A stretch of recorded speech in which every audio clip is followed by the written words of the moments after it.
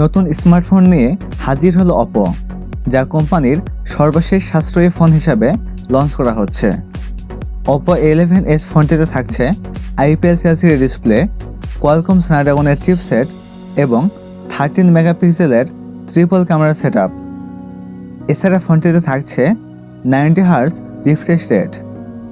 আজকের এই ভিডিওতে আপনাদের জানাবো Oppo A11s এর স্পেসিফিকেশন, সেই সাথে জানাবো এই ফোনটির প্রাইস এবং লঞ্চিং ডেট নিয়ে। সো যারা আমাদের চ্যানেলটি সাবস্ক্রাইব করেননি তারা সাবস্ক্রাইব করে পাশে থাকা বেল আইকনটি চেপে দিন, এতে করে আমাদের চ্যানেলের সকল ভিডিও নোটিফিকেশন সবার আগে পেয়ে যাবেন। আর যারা আমাদের চ্যানেলটি সাবস্ক্রাইব করেছেন তাদেরকে অসংখ্য ধন্যবাদ।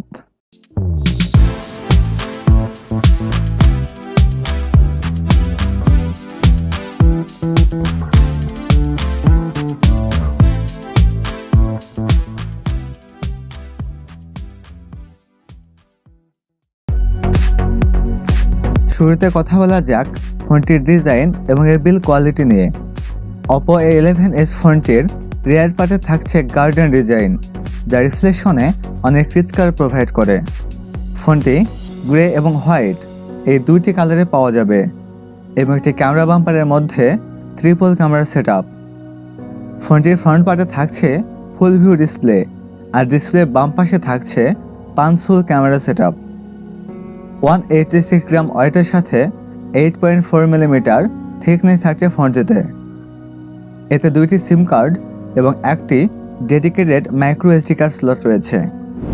এখন কথা বলা যাক ফোনটির ডিসপ্লে নিয়ে। এতে থাকছে 6.5 ইঞ্চির IPS LCD ডিসপ্লে, যাতে থাকছে HD+ রেজলিউশন, আর ডিসপ্লেতে থাকছে 90 হার্জ রিফ্রেশ রেট। এছাড়া এর সাথে থাকছে 270 PPI ডেন্সিটি এবং কর্নিং গরিলা গ্লাসের প্রোটেকশন। এবারে কথা বলা যাক ফোনটির পারফরমেন্স নিয়ে। এতে রান করবে ColorOS 7.2 বেসড অন Android 10, আর চিপসেট হিসেবে ফোনটিতে থাকছে কোয়ালকম স্ন্যাপড্রাগন 460, যেটি 11 ন্যানোমিটার আর্কিটেকচারে তৈরি অক্টা-কোর প্রসেসর। আর জিপি হিসাবে ফোনটিতে থাকছে Adreno 610। ফোনটি 464, 4128 এবং 8128 এই তিনটি ভেরিয়েন্টে পাওয়া যাবে। এবারে কথা বলা যাক ফোনটির ক্যামেরা সেটআপ নিয়ে।